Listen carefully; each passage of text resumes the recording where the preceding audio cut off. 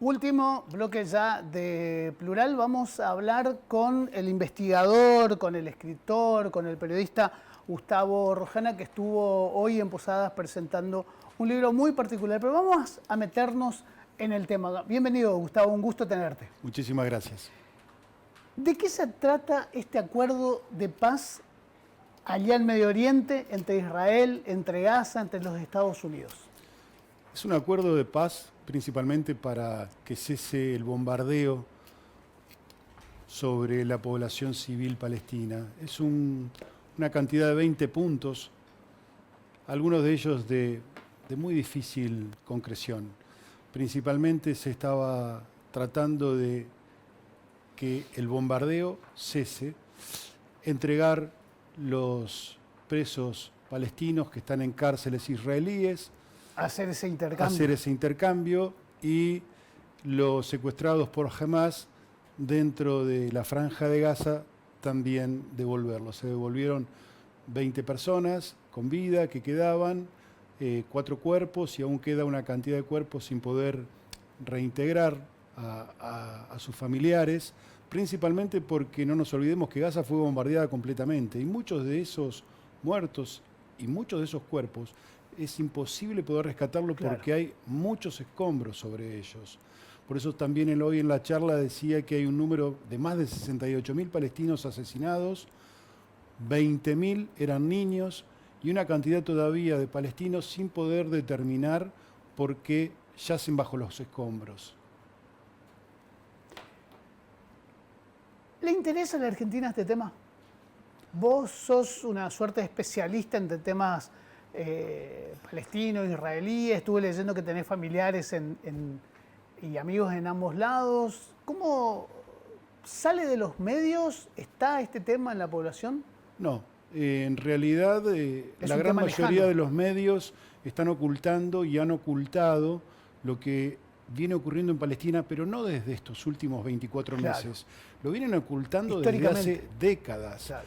Tuvimos gobiernos en la República Argentina que realmente se solidarizaron con la causa palestina.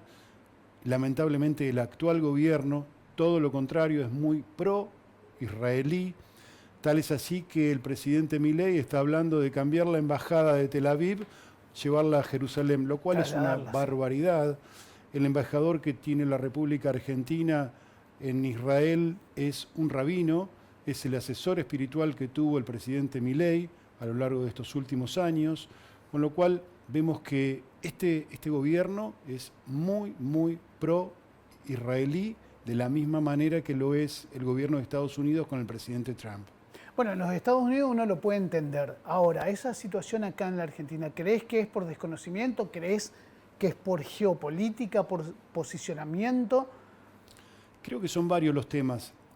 Principalmente el diálogo que viene teniendo nuestro presidente con el presidente de Estados Unidos, como que lo ha ido llevando y ha terminado resolviendo una cantidad de situaciones que todavía no sabemos en qué va a terminar, que está queriendo ayudar supuestamente a la República Argentina y no sabemos a cambio de qué, cuáles son las condiciones que todavía no conocemos, no lo sabemos.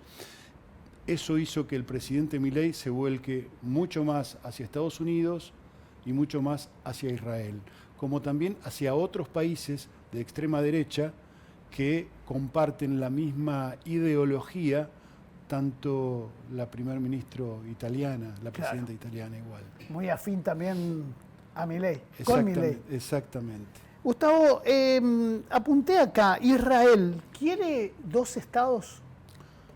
No, concretamente Israel no quiere 2 estados. Uno solo y el otro dentro. Y esto es ya una declaración formal del primer ministro Netanyahu. Cuando Palestina se divide en 1948, el 53% iba a ser para el Estado de Israel, el 47% iba a ser para el nuevo Estado de Palestina. Hoy los palestinos no tenemos ni el 47%, apenas un 22%.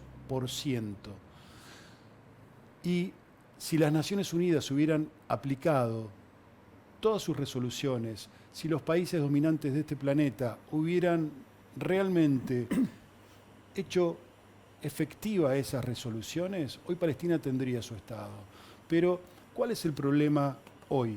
Dentro del Estado de Israel hay 1.400.000 israelíes de origen palestino, como parte de mi familia. Dentro de Gaza, 2.400.000 palestinos. Dentro de Cisjordania, Cisjordania ocupada, 4,5 millones de palestinos. Si fuera a existir un solo Estado, los palestinos, ya sean israelíes de origen palestino o los palestinos que están divididos en los distintos lugares que mencioné, seríamos prácticamente la misma cantidad de palestinos que israelíes de religión judía. Por eso el Estado de Israel no quiere eso. No quiere dos estados, pero tampoco quiere un Estado. Quiere una Israel solo para israelíes, sin palestinos. Por eso es que ocurrió lo que ocurrió en Gaza, que al principio, cuando vos me mencionabas, bueno, las condiciones y los 20 puntos, en un principio era expulsar a los palestinos de Gaza. ¿Cómo podemos entender que estos 20 puntos van a estar avalados con un presidente como Trump, que es el que le provee el 70% de armas al Estado de Israel? ¿Y cómo podemos pretender que la mano derecha de Trump para este proceso de paz en Gaza vaya a ser Tony Blair? Si recordamos lo que significó Tony Blair en Irak y lo que ocurrió en Irak cuando un ministro de Estados Unidos, Colin Powell, no sé si lo recordás, sí, mostró un tubito con un líquido blanco y decía, este es el comprobante de que Irak tiene armas de destrucción masiva. Con toda la invasión que hicieron, con más de 1 millón de iraquíes asesinados, jamás encontraron una sola arma de destrucción masiva. Entonces, Blair, nos recordamos en esos años, ¿qué puede hacer por Palestina? Realmente nada. Actuar de la misma manera que en aquellos años. Actuar de la misma manera que lo vienen haciendo estos países. Sí. ¿Qué papel juega el agua en todo esto? ¿Por qué hablas del agua en medio de esta guerra? Los palestinos están privados de tener libre acceso al agua. Tenemos que recordar que Palestina es tierra ocupada. Los territorios palestinos son territorios palestinos ocupados por el Estado ocupante, que es el Estado de Israel, tanto en Cisjordania como rodeados por otro muro en la Franja de Gaza. Los palestinos hoy en la Franja de Gaza tienen nada más que 5 litros de acceso al agua por persona, por día, cuando la Organización Mundial de la Salud le dice que por lo menos necesitamos 50 litros para beber, para alimentarnos, para la higiene personal, para cocinar. Dentro de Cisjordania, donde viven 4,5 millones de palestinos, tampoco tienen el libre acceso al agua dentro de sus propios territorios. Tanto en Gaza como en Cisjordania, quien administra el agua para los palestinos, como quien administra el agua para el Estado de Israel, es una empresa estatal israelí que se llama Mekorot. Mekorot es la que le roba sistemáticamente el agua a los palestinos. Mekorot intentó ingresar en la provincia de Buenos Aires hace varios años atrás, cuando el gobernador era Daniel Scioli. Por distintas acciones que llevamos adelante, lo impedimos. Sí, pero lamentablemente, en el gobierno anterior del presidente Fernández, tuvimos un ministro, Guado de Pedro, que viajó a Israel y ayudó para que Mekorot firme convenios de colaboración con 14 provincias de nuestra patria. Mekorot está condenada por delitos de lesa humanidad, porque le impide el acceso al agua, un elemento vital, esencial para cualquier nación, para cualquier ser humano, es quien le impide el acceso al agua. Por eso es el problema que lamentablemente ya tenemos en la República Argentina. Mekorot, las provincias que firmaron estos convenios. La República Argentina es un país que ha sido bendecido por recursos naturales, por recursos acuíferos. Claro. Debajo nuestro se encuentra el acuífero guaraní. El acuífero guaraní lo compartimos con Uruguay, Paraguay y Brasil. Y algo de Paraguay, claro. ¿Cómo? Y un poquito de Paraguay. Exacto. Sí.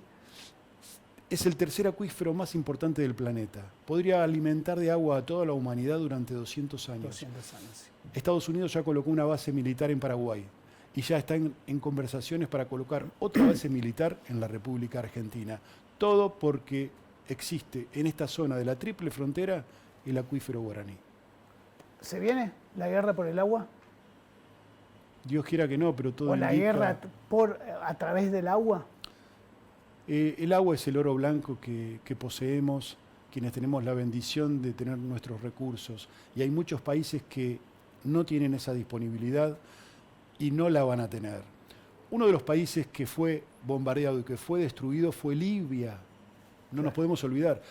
En el desierto se encuentra el acuífero de Nubia. El presidente Gaddafi, en aquellos años, antes de ser destituido, había comenzado a construir conductos de agua desde el desierto hacia las ciudades. ¿Hubo otros problemas? Sí. ¿Era un título distinto que le querían dar a Gaddafi? Sí. Pero gran parte de los millones de dólares, más de 200.000 millones de dólares que tenía Libia, estaban en Francia. Francia administra el agua en varios países del planeta. ¿Hay conciencia de esto en la ONU, por ejemplo, en los países? ¿O es tema de agenda que se va dejando de lado? Sí, hay conciencia, pero hay mucha más conciencia dentro de los países que realmente van dominando el planeta. Estados Unidos tiene conciencia, Israel tiene conciencia. No nos olvidemos que antes de crear el Estado de Israel en Palestina, cuando se realiza el primer Congreso Sionista Internacional en 1897, en Basilea, uno de los países era Uganda, Palestina, Argentina. Se deciden por Palestina por una cuestión religiosa. Pero todas estas acciones de distintos países se van llevando adelante con mucho tiempo de premeditación. Claro. Mekorot, que es la empresa de agua estatal israelí, se fundó antes de la creación del Estado de Israel en 1948. En 1937 ya existía Mekorot. Ya sabían lo que iba a ocurrir en Palestina. Ya tenían todo programado. Por eso es que venían poniendo los ojos en nuestra patria. Y definitivamente, lamentablemente, lo están logrando. ¿Poner el ojo en la Argentina es para extraer el agua y vender allá, vender en otros lados? Administrar el agua Administrar el agua como recurso. No es el único recurso importante que tenemos en nuestra patria. Pero es vital. Pero es vital, es necesario. Claro. ¿Y estas discusiones también están presentes en los foros, la gente que... Se va tomando conciencia cada vez más. Si vos me preguntás, ¿somos conscientes? No, en líneas generales no somos conscientes de la problemática que va a existir en un futuro con el agua. Porque se repite como una consigna y pasa, digamos, ¿viste? No hay una consecuencia. No, pero si haces una encuesta y preguntás en distintos lugares del país, ¿conocés el acuífero guaraní? No se conoce. No hay conciencia. No se conoce. No hay conciencia, no hay información. Y desde los niveles iniciales de educación tampoco se nos está preparando para que tomemos conciencia de tantos recursos acuíferos y de tanta importancia que tiene nuestro país y cómo miran desde el exterior a nuestro país, a futuro. Nuestro país es una gran patria, hay muchísimo terreno todavía por poblar, pero tenemos muchos recursos para una cantidad muy baja de argentinos. Tus charlas. ¿Qué te llevas del final de las charlas? ¿Terminás en un lugar? ¿Qué recogés del público que participa?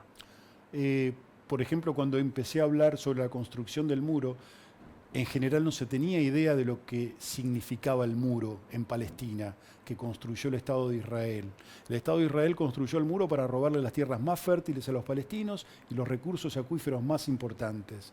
El muro tiene 800 kilómetros de longitud, es de concreto, es real, por 11 metros de altura. Cuando paso algún video, cuando cuento sobre la construcción del muro, sobre los checkpoints, sobre los colonos ilegales israelíes que viven dentro de los territorios palestinos ocupados, la gente no lo puede entender, no lo cree. Es como si, hoy contaba, como si sobre la avenida Mitre, imagínate que trazaras un muro de 11 metros de altura, donde ya los vecinos de una vereda y de otro ya no tuvieran posibilidad de verse.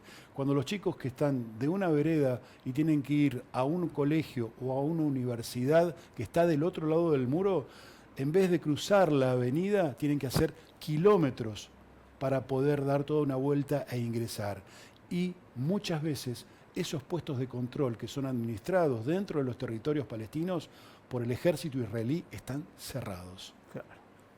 Gustavo, muchísimas gracias. A vos, muy amable por el tiempo. No, por favor. Muchas gracias. Nos quedamos sin tiempo, ese es el problema siempre, pero bueno, vamos a seguir hablando de estos temas. Ya venimos hablando a lo largo del año.